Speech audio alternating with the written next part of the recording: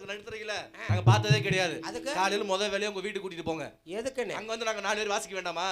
நீ அங்க வாசா, நான் தக்காளி பூண்டு விற்க தான் போகணும். நீ எப்படி ஒரு ஆளை சமாளிப்ப? காரணம் வேற தம்பி. என்ன? அதுக்கு ஒரு பாட்டு இருக்கு தெரியுமா? என்ன பாட்டு? கமாம் பேபி டோலுக்குட்டப்பா புல்லட்டு.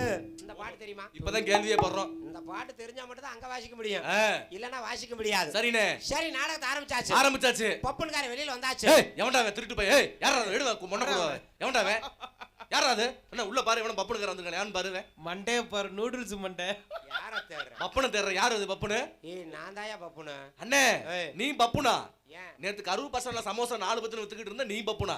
நான் சமோசா 4 பத்தன வித்த, நீ சுட்டு கொடுத்த. சரி விடு, நம்ம ரெண்டு இடத்து வியாபாரத்தை வெளிய சொல்லாத விடு. ஏங்க, உங்க அம்மா மேல சத்தியமா நீங்க பப்புனு? அப்படின்னு தான் சொல்லிக்கிறாங்க. வாங்கம்மா வாங்க, சமோசா 4 பத்து 4 பத்து வாங்க வாங்க, சூடா இருக்கு. பாத்தியா பழக்க தோஷம் போகுதான்னு. சரி விடு, வெளிய சொல்லாத. ஆமா, நாடகம் பார்க்க கூட்டம் வந்திருக்குதா இல்லையா? கூட்டமெல்லாம் அப்படியே கடல் மாதிரி நிரம்பி உட்கார்ந்திருக்காங்கண்ணா.